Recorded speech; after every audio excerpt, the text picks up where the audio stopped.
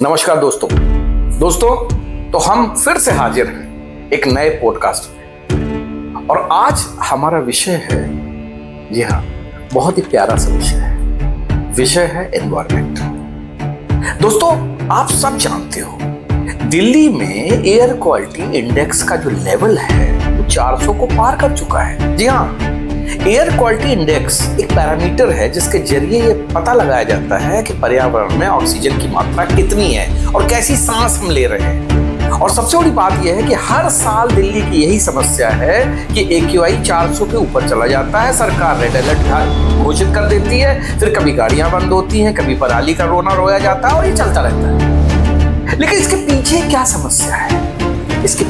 समस्या है, इसमें कोई जानना नहीं चाहता, ना ही कोई जाना चाहता है। सब अपनी अपनी कहानी सुनाते हैं। दोस्तों, आज हमारे बीच में एक पर्यावरण एक्सपर्ट डॉक्टर शशांक शेखर मिश्रा हमारे साथ जुड़ रहे हैं, जो कि इको कंसल्टेंट नाम से अपनी एक कंसल्टेंसी कंपनी भी चलाते हैं। साथ ही पर्यावरण के लिए लोगों को जागरूक करने का भी काम करते हैं। और मैं आपको बताना चाहूंगा कि उत्तर प्रदेश के ये उन चंद लोगों में शामिल हैं जिनको कि NABERD से कैटेगरी A में पर्यावरणविद होने का, कंसल्टेंट होने का सर्टिफिकेट मिला है। तो डॉक्टर साहब, स्वागत है आपका। आखिर ये पर्यावरणविद बनने की या इस पर्यावरण से जुड़ने की आपकी ये इच्छा कैसे हुई? क्यों आप मतलब इस फील्ड में आए? इसमें बचपन से ही एक हमारे मन में भाव था, अपने प्रकृति के प्रति प्रेम था। और शायद उसी लिए सबसे बड़ी बात तो ये था कि बचपन से, चूँकि मैं गांव में पला बढ़ा हूँ, उसके बाद मुंबई जैसे महानगर में मेरी प्राइमरी एजुकेशन हुई, तो मेरे मन में भाव आते थे बचपन से ही कि मैं क्या ऐसा करूँ कि जो वातावरण हमको गांव में महसूस, या जो पानी हमको स्वच्छ पानी मिला हमें पीने के लिए, वो पानी हम क्या इस शहर में नहीं उपलब्ध कर सकते, या मिल सकता है, या हमें क्यों नहीं मिल रहा है। यही सब झंझावात चलते रहे। धीरे धीरे स्कूलिंग हुई, फिर ग्रेजुएशन, फिर MSc, देन PhD। लेकिन मैंने अपना ट्रैक नहीं चेंज किया। मन में जो भाव था और उसी दिशा में मैं काम करता रहा। बचपन से ही एक तरीके से लगाव था बस प्रकृति से। तो इस नाते मैं अपने को उसी एरिया में पाता हूँ और अपने को बहुत संतुष्ट महसूस करता हूँ कि मैं कुछ कर पा रहा हूँ। एक भले ही एक उस गिलहरी की तरह से प्रयास है। बहुत बड़ा तो नहीं कर पाया अभी तक, लेकिन यह है कि बड़ा करने की कोशिश कर रहा हूँ। दोस्तों, मैं आपको बताना चाहूँगा कि डॉक्टर शशांक शेखर मिश्रा, इनका पर्यावरण के प्रति प्रेम इतना है कि जब भी हर साल या ये जब भी इनको मौका मिलता है तो ये अपने गांव में, अपने एरिया में, साथ ही साथ जहां ये रहते हैं या जहां इनको मतलब जो है कोई भी अपॉर्चुनिटी नजर आती है, वहां पर ये लोगों को पौधे वितरित करते हैं, लोगों को पौधे लगाने के प्रति जागरूक करते हैं। साथ ही साथ लोगों को उन पौधों को बचाने की भी प्रेरणा देते हैं। क्योंकि दोस्तों, क्या है, हमारी सरकारें जो हैं वो हर साल कहती है कि हमने 3 करोड़ पौधे लगाए, 5 करोड़ पौधे लगाए। Narendra Modi is set to lay the foundation stone of 12 lakh empty capacity new fertilizer units at Napruk in Assam. This plant has been built at a staggering price of 10,000 crore plus. I have Nibir Decker joining me with Modi. 10 crore पौधे लगाए, लेकिन उन पौधों में से कितने जिंदा बचे इसको कोई इंश्योर नहीं करता है। उसमें डॉक्टर जैसे हमारे शशांक शेखर जैसे लोग हैं, मिश्रा जी जैसे लोग हैं, जो लोगों को मोटिवेट करते हैं कि भाई पौधे तो लगाओ, लेकिन इनकी रक्षा भी करो, इनमें पानी भी दो, ताकि आगे जब ये बड़े होंगे तो हमारे पर्यावरण को इनसे ही फायदा होगा। खैर डॉक्टर साहब, मैं जानना चाहता हूं कि आप एक कंसल्टेंट का काम करते हैं। आप बताएंगे कि कंसल्टेंसी किस तरीके की होती है और किस तरीके से आप प्रदूषण नियंत्रण विभाग में सहयोग करते हैं? सर, जैसा कि आप जानते हैं कि कोई भी डेवलपमेंटल एक्टिविटी होगी हमारे यहाँ, उस डेवलपमेंटल एक्टिविटी को प्रोटेक्ट करने के लिए, या कह सकते हैं कि हमारे यहाँ इन्वायरमेंट को प्रोटेक्ट करने के लिए बहुत सारे नियम कानून बने हैं। उनमें से एक मुख्य रूप से 2 कानून हैं। एक वायु प्रदूषण नियंत्रण अधिनियम है और सर्वप्रथम जल प्रदूषण निवारण नियंत्रण अधिनियम बना, जिसको generally air act and water act में कहते हैं, कवर होता है। और इन्हीं एक्ट के तहत ही जो डेवलपमेंटल यूनिट्स हैं या इकाइयां हैं या जो फैक्ट्रियां हैं उनको एनओसी देता है पोल्यूशन कंट्रोल बोर्ड। होता ये है कि हम लोगों ने हमारी जैसे शिक्षा मैंने बताया कि मतलब पीएचडी है एनवायरमेंटल साइंस में, उसमें जो एप्लीकेशंस होती हैं वो एप्लीकेशंस थोड़ी जटिल है मुझे जहाँ तक लगता है। एक आम उद्योगपति या इनिशियल एंटरप्रेन्योर जो कानूनी दांवपेच या कानूनी कठिनाइयों को जानता नहीं है और इसीलिए वो हमेशा एक कंसल्टेंट की भूमिका उस समय आ जाता है। डॉक्टर साहब मैं टोकना चाहूंगा आपको बीच में, जैसा कि मैंने सुना है कि आजकल सरकार ने ऐसा कर दिया है कि आप कोई भी बिजनेस कर रहे हो, यहाँ तक कि आपको एक रेस्टोरेंट खोलना हो, दूध की डेयरी खोलनी हो या इवन अपनी बारात घर खोलना हो, तो उसमें भी मतलब आपको प्रदूषण नियंत्रण विभाग से एनओसी लेनी पड़ती है। तो मैं जानना चाहूंगा कि प्रदूषण नियंत्रण विभाग से आप किस किस तरीके का सर्टिफिकेशन कराते हैं और कौन कौन सी इंडस्ट्रीज इसके अंतर्गत आती हैं? हमारे यहाँ वैसे तो अभी जो सीपीसीबी की गाइडलाइन है उसके तहत 4 कैटेगरी है, रेड, ऑरेंज, ग्रीन और वाइट श्रेणी के उद्योगों को प्रदूषण नियंत्रण बोर्ड से परमिशन लेने की आवश्यकता नहीं है। इनकेस मतलब कह सकते हैं उसको सीटी या सीटीओ नहीं आवश्यकता होती है। हाँ, कंसेंट टू एस्टेब्लिश और कंसेंट टू ऑपरेट आवश्यकता नहीं होती है। उसके अलावा जैसे ग्रीन कैटेगरी की है यूनिट्स हैं उसमें क्लासिफाइड हैं, जैसे आपने अभी जिक्र किया था रेस्टोरेंट है या डेयरी है। डेयरी हमारा ऑरेंज में आता है। ग्रीन में कई यूनिट्स हैं जिनमें कि कोई ऐसा पोल्यूशन ना हो बहुत ज़्यादा, तो पोल्यूशन के इंडेक्स के आधार पे उनको क्लासिफाई किया है CP central pollution control board ने। अब बात आती है कि हमारी भूमिका कहाँ आती है या हम लोग कैसे मदद करते हैं उस सहयोगी क्षेत्र में। जी तो जो उसमें जैसे सीवेज ट्रीटमेंट प्लांट, जैसे मान लीजिए कहीं कोई यूनिट लग रही है, उसमें आपको लगता है कि वेस्ट वाटर जनरेट होगा, अब उसको कैसे ट्रीट करेंगे, तो आम आदमी तो नहीं मालूम है या जो उद्योग लगा रहा है उसको नहीं पता होता है।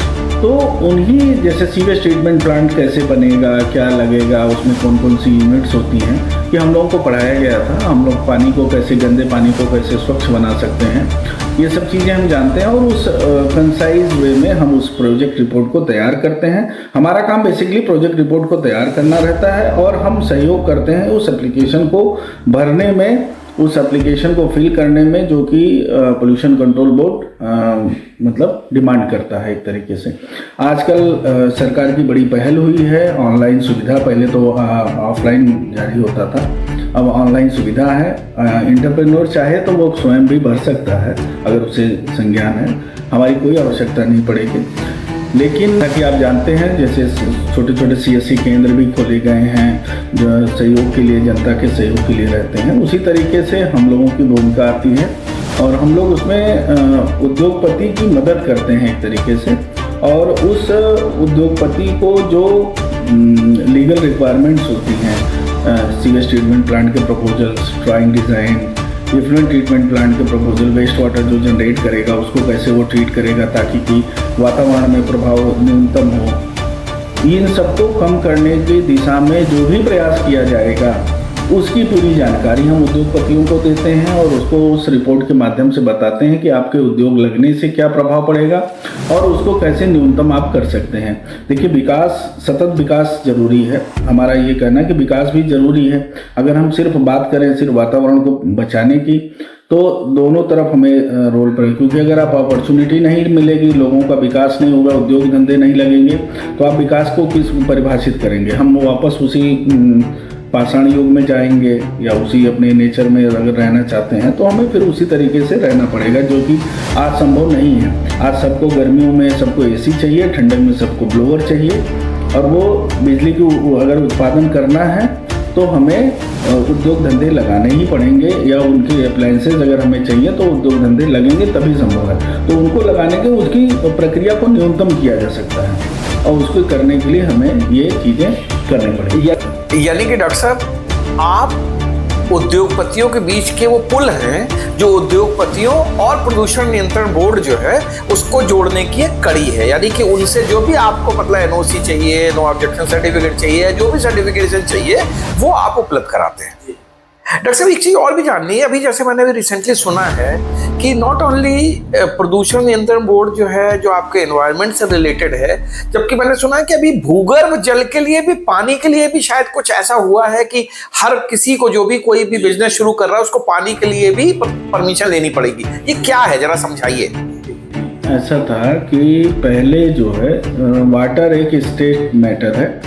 पहले तो केंद्रीय स्तर पे वाटर डिपार्टमेंट है जो कि इसकी एनओसी की प्रक्रिया, और अंत में मैं फिर वही यही कहूँगा कि ये आई नौबत क्यों आई। हमारा दिन ब दिन वो जल स्तर नीचे गिरता जा रहा है और उसको एक तरीके से रोकने के लिए या प्रोटेक्ट करने के लिए बात आई कि इनको एनओसी लेकर ही संचालित करें। कोई डेटा नहीं हुआ करता था पहले। आज की भी अभी भी बहुत से सारी यूनिट्स हैं या बहुत से ऐसे ज़िले हैं जिनका भूगर्भ जल स्तर किस लेवल पे है, क्या है, उस दिशा में रिसर्च चल रही है, प्रयास भी हो रहा है।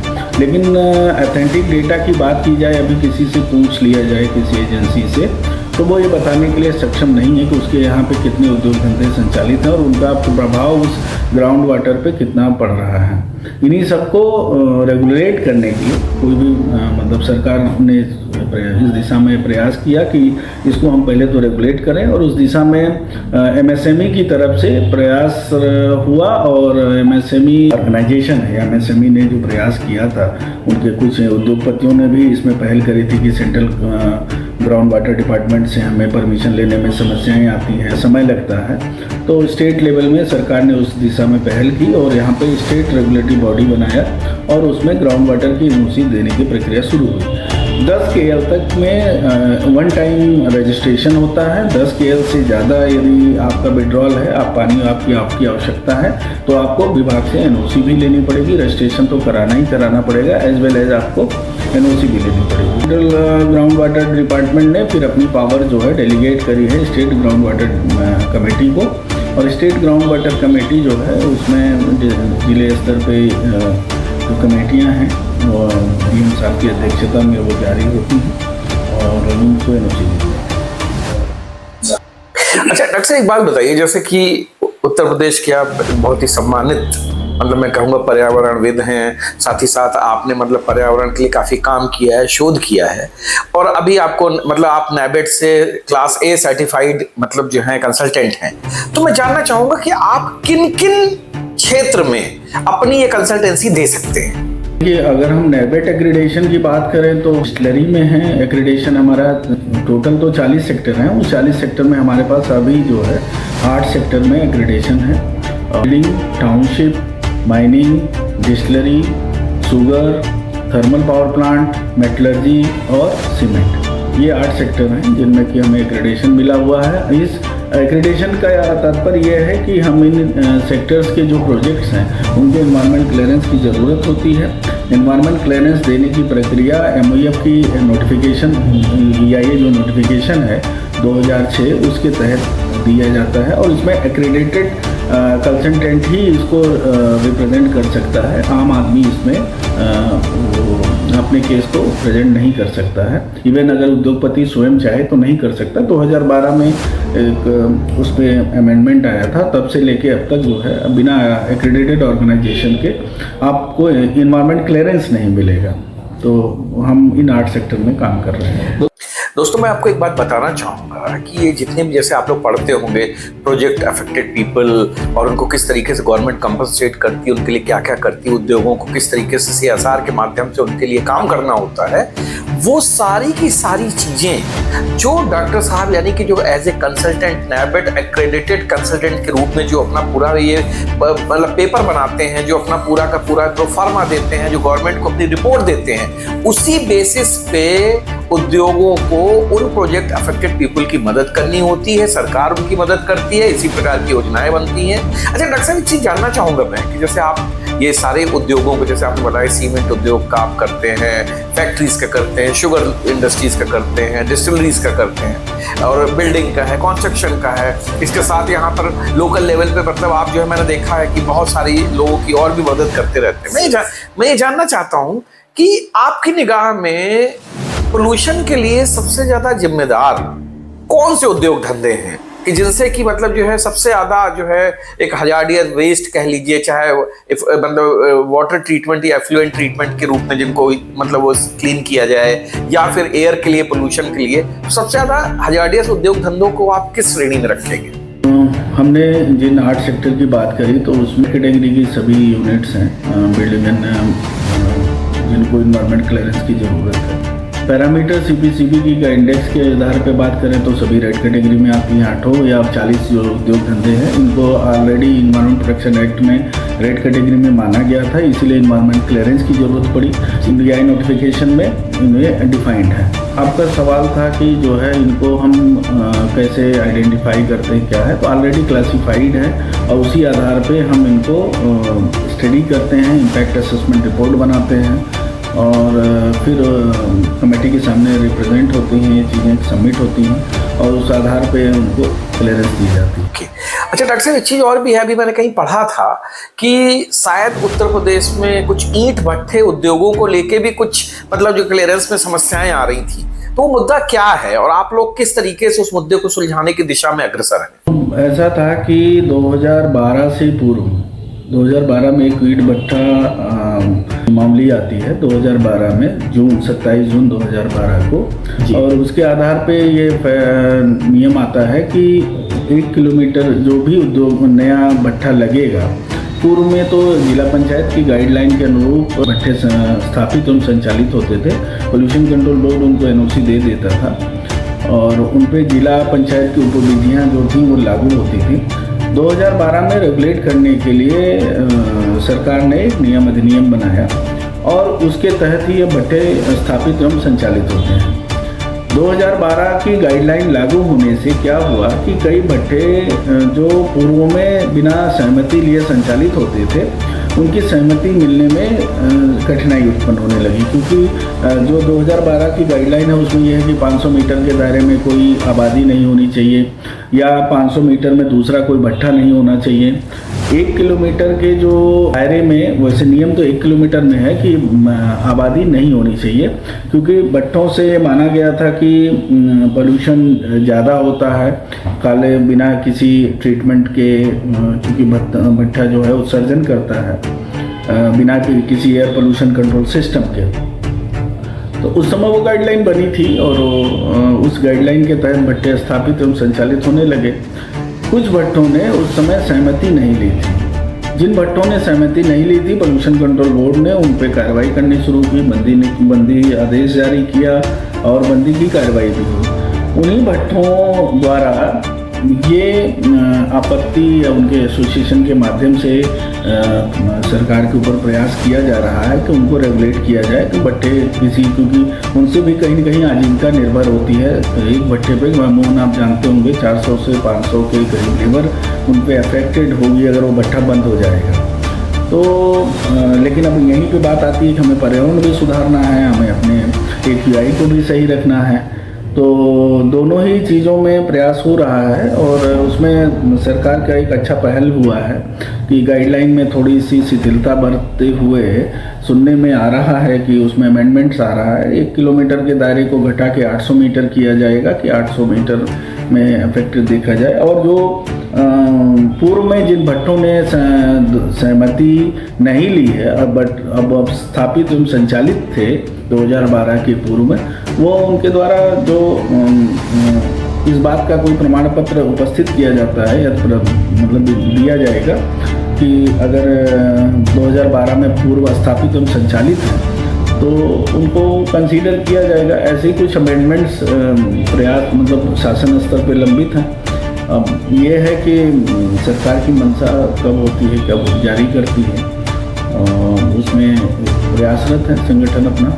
हम लोग भी प्रयास कर रहे हैं कि अगर उनको रेगुलेट किया जा सके और जो एयर पोल्यूशन कंट्रोल सिस्टम लगाने की बात है उनको उन भट्टों पे लगा के उनको रेगुलेट किया जा सके। अनऑथराइज अनऑर्गेनाइज वे में चल रहे हैं तो बेहतर है कि उनको रेगुलेट किया जाए। और चूँकि उनकी कोई अज्ञानता रही है उन लोगों ने, या कह सकते हैं कि उन्होंने थोड़ा सा लापरवाही बरता था उस दौरान, उनको नियम कानून की मतलब मेरी जो समझ है कि उनकी उस समय उसकी गंभीरता से नहीं लिया उन लोगों ने। मतलब डॉक्टर साहब आपकी बात ये मुझे बहुत अच्छी लगी। आपका कहना है कि सरकार को भी इस चीज को कंसीडर करना चाहिए कि जिस कारण से अगर उन सरकार पे लगता है कि वो पोल्यूशन फैला रहे हैं तो उन कारणों को दूर करके उनको रेगुलराइज कर देना चाहिए और उन सभी ईंट भट्ठे मालिकों को इस चीज में एनओसी दे देनी चाहिए ताकि वो अपने ईंट भट्ठे चला सके। क्योंकि ईंट भट्ठे सिर्फ मालिक का ही फायदा नहीं करते हैं, उसके साथ हर भट्ठे के साथ 400-500 मजदूर भी जुड़े होते हैं। और मुझे ऐसा लगता है कि 400-500 मजदूरों के साथ साथ अगर 4 लोगों का परिवार भी रखा जाए तो मतलब एक तरीके से 1600-2000 के करीब लोगों का जीवन यापन एक भट्ठे के द्वारा होता है। उद्योग धंधा है। मैं तो कहूँगा कि अगर सरकार इस दिशा में प्रयास करती है तो बड़ी सफलता मिलेगी, अन्यथा जितनी रेगुलेशन या जिस तरीके से दबाव विभाग द्वारा भट्टों पे आरोपित किया जा रहा है, उद्योग धंधे बंद हो जाएंगे, बहुत से लोग बेरोजगार हो जाएंगे, उनका असर भी पड़ेगा।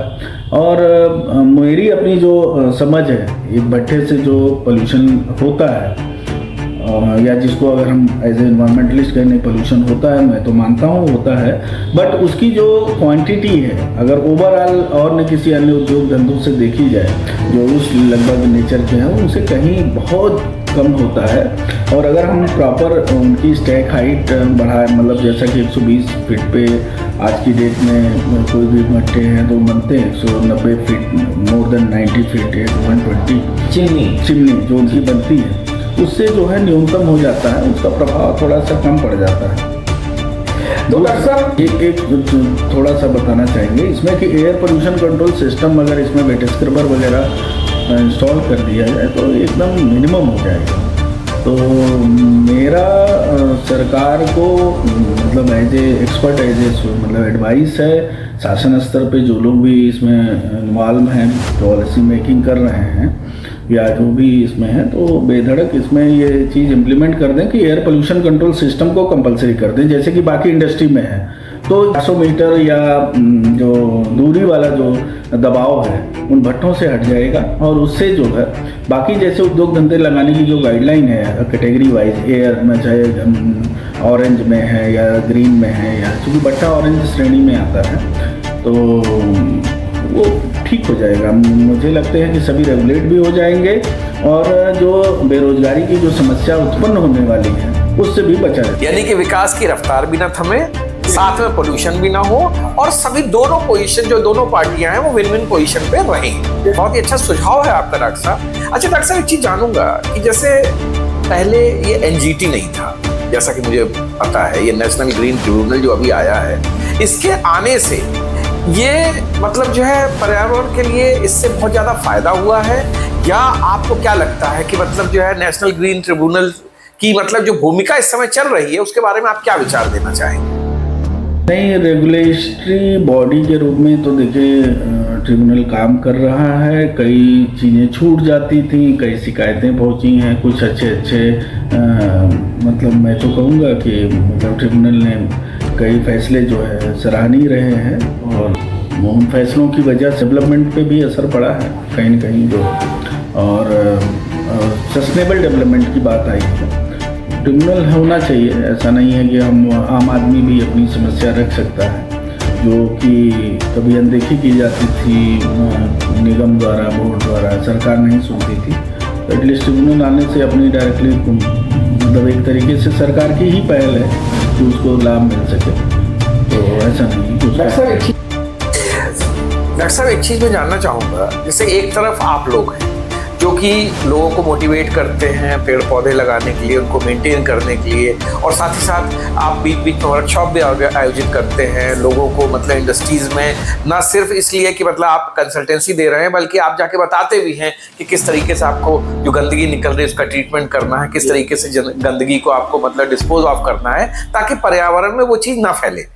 दूसरी तरफ मैंने ऐसा सुना है कि बहुत सारे ऐसे मतलब मैं ये कहूँगा कि उनको फर्जी एनवायरमेंटलिस्ट हैं कि जो कि उद्योग धंधों से सिर्फ वसूली करने के लिए जो है शिकायतें दर्ज कराते हैं और मतलब जो है और इस चीज़ का बहुत ज़्यादा मतलब जो है पेपरबाजी करके या मतलब उद्योगपतियों पे प्रेशर बना के जो है पैसा वसूलने की कोशिश करते हैं। तो ऐसी भी घटनाएं आपके संज्ञान में आती होंगी, तो इनके बारे में आपका क्या कहना है? इन पे कैसे रोक लगाई जानी चाहिए? सही करियर रहा है, उसमें 2-3 घटनाएं हुई हैं जिसमें कि सीधे उद्योग द्वारा कोई ऐसा प्रदूषण नहीं किया जा रहा था। और उसमें ये जो RTI एक्टिविस्ट हाँ, होते हैं, नहीं मैं मतलब किसी उसमें RTI या किसी पत्रकार या किसी मतलब इन्वायरमेंटलिस्ट को मतलब ऐसे इंगित करना ठीक नहीं होगा, तो बेवजह एक नहीं है एक अलग कंट्रोवर्सी क्रिएट होगी।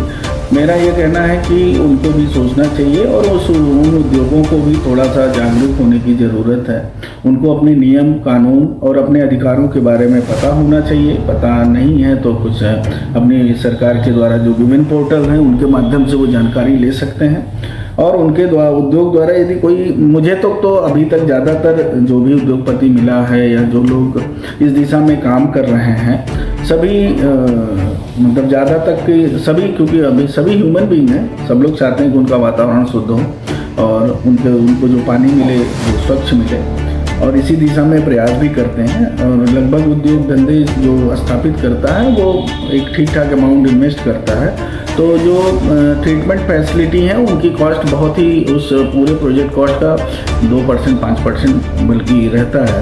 और पोल्यूशन कंट्रोल बोर्ड को 10% BG के रूप में उनको संरक्षित कराता है कि प्रोजेक्ट कॉस्ट का एटलीस्ट 10% जो है उनका BG के रूप में मतलब जमा हो, तो ताकि वो एयर पोल्यूशन कंट्रोल सिस्टम या एफ्लुएंट ट्रीटमेंट प्लांट लगाए।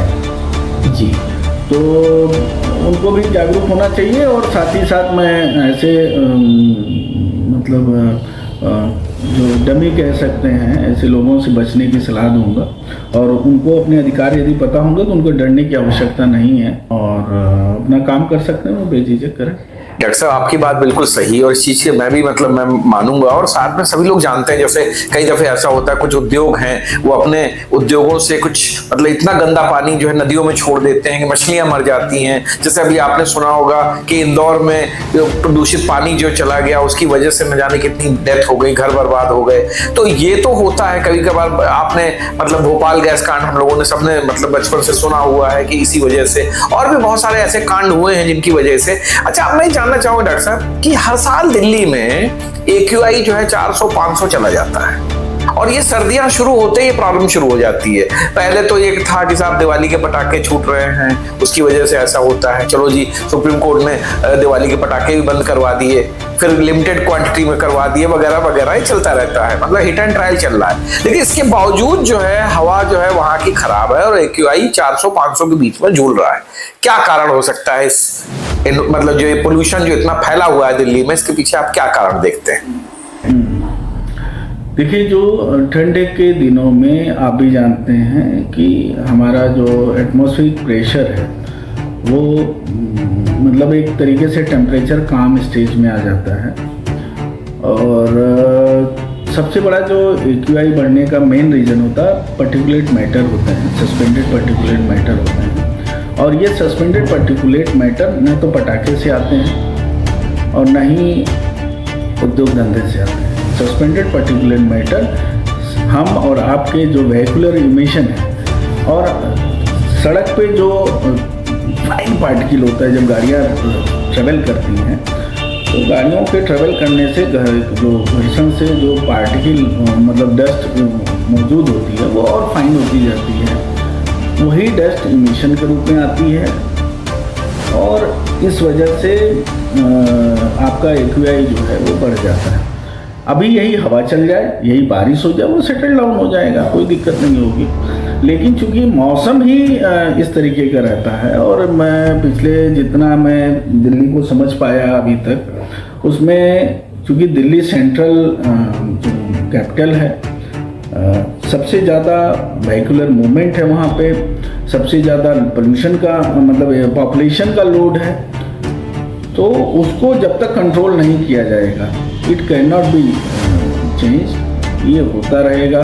और उसमें हमारी प्रकृति नेचर ही हमको सहयोग कर सकती है। आप कोरोना टाइम पे देखे होंगे मूवमेंट कम हो गया था, एकदम फ्रेश हो गया था, कोई ऐसा थोड़ा है कि मतलब जो है उससे वो, तो उसी से अंदाज़ा लगा दीजिए कि आपका AQI बढ़ना और घटना जो है हम ही और आप जिम्मेदार हैं। कोई ऐसा नहीं है कि कोई बाहर का आ रहा है और वो जिम्मेदार होगा। डॉक्टर साहब बहुत अच्छी बात आपने बताई। आपने बातों बातों में बहुत सारे इशारे भी कर दिए जैसे कि आपने कहा कि पॉपुलेशन भी एक बहुत बड़ा कारण है। डॉक्टर साहब, क्या आपको लगता है कि हमारे देश में जनसंख्या नियंत्रण होनी चाहिए, क्योंकि जनसंख्या अब जरूरत से ज़्यादा बढ़ती जा रही है? आपका क्या विचार है इस पर? जी, जनसंख्या पे तो बड़ी नया मुद्दा छिड़ जाएगा, लेकिन मेरा अपना मानना है कि जनसंख्या पे नियंत्रण जरूरी है, क्योंकि रिसोर्सेज लिमिटेड हैं। हम रिसोर्स तो बढ़ा नहीं रहे हैं, प्रकृति हमारे लिए स्पेस उतना ही अवेलेबल है भाई। अब बाउंड्री तो या तो हम फिर जनसंख्या बढ़ाएं और हम दूसरे देश पे कब्जा करें, उनका रिसोर्स अपना यूटिलाइज करें, रिसोर्सेज। और फिर मान लो उसकी भी अपनी लिमिट है। ह्यूमन बीइंग होने के नाते पूरी धरती पे मान लीजिए हम रहेंगे, तो रिसोर्सेज तो उतने ही हैं जो मतलब आज हैं, कल भी उतने ही रहेंगे, बढ़ेंगे नहीं। तो रिसोर्सेज जब लिमिट है तो हमें अपनी पॉपुलेशन को कंट्रोल करना पड़ेगा। बिना पॉपुलेशन कंट्रोल किए हम ये सोचें कि हम पोल्यूशन को कंट्रोल कर लेंगे तो संभव नहीं। दोनों एक दूसरे के पूरक हैं। If you want to complete या if you want to protect our environment, you have to control on the population. यानी पॉपुलेशन कंट्रोल, जो कंट्रोल है, एक बहुत बड़ा मुद्दा है हमारे देश के लिए। और बड़े अफसोस की बात यह है कि हमारे जो राजनीतिज्ञ हैं, जिनको कि इस चीज़ पे ध्यान देना चाहिए, वो अभी इस चीज़ पे ध्यान नहीं दे रहे हैं। डॉक्टर साहब, एक चीज़ और जाननी है। अभी बीच में बड़ा एक अरावली पर्वत से जो रिलेटेड बहुत बड़ी एक मुहिम शुरू हुई थी, कंट्रोवर्सी शुरू हुई थी, कुछ इसके बारे में आप कहना चाहेंगे? देना चाहिए। नहीं, उसका तो देखिए पटाक्षेप हो ही गया है मैटर। अभी सुप्रीम कोर्ट में फिर वापस उस पर स्टे हो गया, जो चीज़ें जारी हुई थी। और मेरा अपना मानना है कि नेचर के साथ जो चीज़ें, हमारे पहाड़, हमारी नदियाँ, हमारे पर्वत या हमारे जो भी जल संरक्षण और हमारे जंगल हमें बचाते हैं, हमें जहाँ तक हो सके उनको बचाना चाहिए। और अगर वो बचे रहेंगे तो हम बचेंगे। मेरा अपना बस यही मानना है एज ए इन्वायरमेंटलिस्ट होने के नाते कि अरावली हैव टू प्रोटेक्ट। और अरावली से न कि क्योंकि अच्छा वो तभी बचेगा जब हमारी अपनी ग्रीड बचेगी। हम अपने यहाँ अगर मार्बल चाहते हैं तो हमें कतई नहीं सोचना चाहिए कि फिर हम अरावली बचाएंगे, वो आएगा तो वहीं से। तो बेहतर है कि हमें अपने उसका ऑप्शन ढूंढना, हमें अवॉइड करना पड़ेगा कि हमारे घर में मार्बल जो है ना लग के कोई और ऑप्शन रहे, उसको लगाएं, उसको इससे करें। जरूरी नहीं कि हम सब, यानी कि हमें प्रकृति का जो दोहन हम कर रहे हैं अभी अनइंटरप्टेड, उसको रोकना पड़ेगा। और साथ ही साथ विकास हो, लेकिन विकास की गति जो है पर्यावरण को बर्बाद करके ना हो, उसको आबाद करके हो, है ना? आप यही मतलब आप ये कहना चाह रहे हैं। डॉक्टर साहब, आप जैसा आपके बारे में सुना है कि आप मतलब पेड़ पौधे को लगाने में, उनको प्रोटेक्ट करने में, साथ ही साथ मैंने ये भी सुना है आपके कई मित्रों से कि आप अपने गांव में मतलब जो है इस तरीके की पूरी ग्रिड तैयार कर रहे हैं और मतलब सभी किसानों को भी बताते रहते हैं किस तरीके से आपको अपनी सॉइल इरोजन रोकना है, जल संरक्षण करना है और साथ ही साथ मिट्टी का संरक्षण करना है और किस तरीके से। तो आपको क्या लगता है कि हमारे जो स्कूलों में जो सिलेबस है या हमारे जो बच्चे हैं, नए जो शहर के बच्चे हैं, उनको शायद इन चीज़ों के बारे में बिल्कुल नहीं मालूम है? और मैंने देखा है कि आप बीच बीच में जो है बच्चों को भी मतलब बताते रहते हैं, अपने मतलब जो है जो आपके संपर्क में रहते हैं उनको आप बीच बीच में ट्रेन करते रहते हैं, बताते रहते हैं। तो आपका क्या ख्याल है कि स्कूलों में एज ए सिलेबस भी ये पर्यावरण संरक्षण जो है शामिल होना चाहिए और इसके बारे में बच्चों को सारी निटी-ग्रिटीज पता होनी चाहिए, है ना? आप यही मतलब आप ये कहना चाह रहे हैं। डॉक्टर साहब, आप जैसा आपके बारे में सुना है कि आप मतलब पेड़ पौधे को लगाने में, उनको प्रोटेक्ट करने में, साथ ही साथ मैंने ये भी सुना है आपके कई मित्रों से कि आप अपने गांव में मतलब जो है इस तरीके की पूरी ग्रिड तैयार कर रहे हैं और मतलब सभी किसानों को भी बताते रहते हैं किस तरीके से आपको अपनी सॉइल इरोजन रोकना है, जल संरक्षण करना है और साथ ही साथ मिट्टी का संरक्षण करना है और किस तरीके से। तो आपको क्या लगता है कि हमारे जो स्कूलों में जो सिलेबस है या हमारे जो बच्चे हैं, नए जो शहर के बच्चे हैं, उनको शायद इन चीज़ों के बारे में बिल्कुल नहीं मालूम है? और मैंने देखा है कि आप बीच बीच में जो है बच्चों को भी मतलब बताते रहते हैं, अपने मतलब जो है जो आपके संपर्क में रहते हैं उनको आप बीच बीच में ट्रेन करते रहते हैं, बताते रहते हैं। तो आपका क्या ख्याल है कि स्कूलों में ऐसे सिलेबस भी ये पर्यावरण संरक्षण जो है शामिल होना चाहिए और इसके बारे में बच्चों को सारी निटी-ग्रिटीज पता होनी चाहिए? पता होनी चाहिए। और इसके बारे में हमें प्राइमरी लेवल पे, क्योंकि मैं भी जब पढ़ता था तो एक इंटरेस्ट जो पैदा हुआ था वो कहीं ना कहीं अपनी प्रकृति के प्रति प्रेम को ही था, होने की वजह से था। तो मेरा अपना मानना है कि बच्चे को उसकी इम्पोर्टेंस बताई जाए कि हम जो पानी पी रहे हैं वो कितना इम्पोर्टेंट है, और उसकी शुरुआत हमारे अपने घरों से होनी चाहिए। हर व्यक्ति अपने पेरेंट्स को चाहिए उसको उस एक गिलास पानी की कीमत अपने बच्चे को ज़रूर बतानी चाहिए, क्योंकि वो कहीं ना कहीं जो है हमारे आने वाली जो जनरेशन है उसके ऊपर बर्डन क्रिएट करेगा। आप बेहतर जानते होंगे कि पहले हमें 2-3 फीट पे पानी मिल जाता था, आप हाथ डाल मतलब कुएँ बहुत। इस दौरान मुझे ये अनुभव हुआ कि यदि हम जो गांव का वातावरण था हमारा वो स्वच्छ था, सुंदर स्वच्छ वातावरण था, पानी स्वच्छ मिलता था हम लोगों को बिना किसी फिल्टर के। और जब हम मुंबई गए तो वहाँ पे आप जैसा कि आप रहे भी हैं, आप जानते भी हैं, तो वहाँ का जो माहौल था वो एकदम डिफरेंट था। डोरी लेके चलते थे लोटा और अपने बांध के और उसी से पानी पी लेते थे। बट आज वो सिचुएशन, ना तो वो कुएँ रह गए हैं ना ऐसी स्थिति है। तो मेरा अपना मानना है कि यदि हम चाहते हैं कि हमें स्वच्छ वातावरण, स्वच्छ जल मिले, तो हमें उस दिशा में प्रयास करना पड़ेगा। अपने करिकुलम में, अपने एजुकेशन सिस्टम में ये चीज़ डालनी पड़ेगी कि प्रकृति को कैसे संरक्षित किया जाए, न कि उनको और दोहन किया जाए। डॉक्टर साहब, आपसे बात हुई, बहुत अच्छा लगा। और आप इतना पर्यावरण के लिए कर रहे हैं, पर्यावरण के लिए मतलब आप लोगों को जागरूक कर रहे हैं, समझा रहे हैं, साथ ही साथ उद्योगपतियों से लेके जो छोटे छोटे जो मतलब और भी मतलब बिजनेस सेंटर्स हैं उनके बीच में एक सेतु का काम कर रहे हैं। तो मैं चाहूँगा कि हमारे इस पॉडकास्ट के माध्यम से, इस चैनल के माध्यम से आप उनको क्या संदेश देना चाहेंगे पर्यावरण संरक्षण के लिए?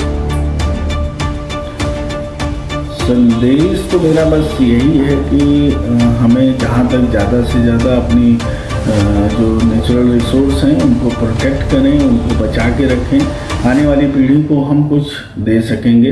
अन्यथा जो परिस्थितियाँ या जैसे कोरोना जैसी महामारी आई थी, प्रकृति खुद में भी सक्षम है और फिर वो आज नहीं तो कल नहीं तो परसों फिर एक नई महामारी के रूप में आपसे बदला लेगी और वो फिर अपने आप को प्रोटेक्ट करेगी। अगर आप नहीं प्रोटेक्ट करेंगे तो प्रकृति आपसे उसका बदला लेके और अपने आप को प्रोटेक्ट करना शुरू करेगी। तो बेहतर है कि वो हमसे कुछ हमारे अपनों को छीने, हमारे अपने को हमसे दूर करे। बेहतर है कि उससे पहले हमें प्रकृति को बचाना पड़ेगा। बहुत अच्छी बात कही डॉक्टर साहब आपने, prevention is better than cure, जो कि कहा जाता है, और यही बात आपने कही। और दोस्तों मैं बताना चाहूँगा डॉक्टर साहब की बात 100% सही है। आज आप देखिए बेंगलोर हो गया, हैदराबाद हो गया, चेन्नई हो गया, ये वो शहर हैं कि जिनमें पानी नहीं है। टैंकरों से लोगों के घरों में पानी पहुंचाया जा रहा है, लोग पानी के लिए त्राह कर रहे हैं। तो ऐसी रिपोर्ट कहती है एनवायरमेंटलिस्ट की कि आने वाले 10 सालों के भीतर देश के बड़े बड़े शहरों से पीने का पानी गायब हो जाएगा। तो मुझे लगता है कि हमें डॉक्टर शशांक शेखर मिश्र जैसे लोगों की जरूरत है जो कि पर्यावरण को शुद्ध भी बना सकें, साथ ही साथ इस धरती को रहने लायक भी बना सकें, ताकि इस धरती पे जो ये बोझ बढ़ता चला जा रहा है, जो पर्यावरण का जो दोहन हो रहा है, जो पर्यावरण प्रदूषित हो रही है, उसको बचाने में आप लोगों का सहयोग जारी रहे। और मैं उम्मीद करता हूं कि हमारी सरकारें, हमारे जो सरकार में बैठे हुए लोग हैं, हमारा जो सिस्टम है, वो डॉक्टर साहब जैसे लोगों की प्रेरणा लेके, डॉक्टर साहब जैसे लोगों को जो है अपने इस पर्यावरण बचाओ मुहिम में शामिल करके कुछ इस तरीके का माहौल तैयार करेगी कि हमारे देश का जो पर्यावरण है वो बहुत ही अच्छा रहे, पोल्यूशन ना ज्यादा फैले। उद्योग धंधे लगाइए लेकिन पर्यावरण को प्रदूषित ना करें। ये बहुत अच्छी बात है डॉक्टर साहब, बहुत अच्छा लगा आपसे बात करके और आपने हमें इतना समय दिया, इसके लिए बहुत बहुत धन्यवाद। और मैं उम्मीद करता हूं कि आप इसी तरीके से पर्यावरण बचाओ मुहिम में शामिल रहेंगे as a environmentalist, as a consultant और एज ए जागरूक नागरिक की तरीके से आप इस देश के, हमारे प्रदेश के, हमारे शहर के सभी नागरिकों को जागरूक करने का काम करेंगे। और जो आपने ये मुहिम छेड़ी हुई है इसके लिए आपको बहुत बहुत धन्यवाद है। हमारे चैनल से जुड़ने के लिए बहुत बहुत धन्यवाद। जय हिंद।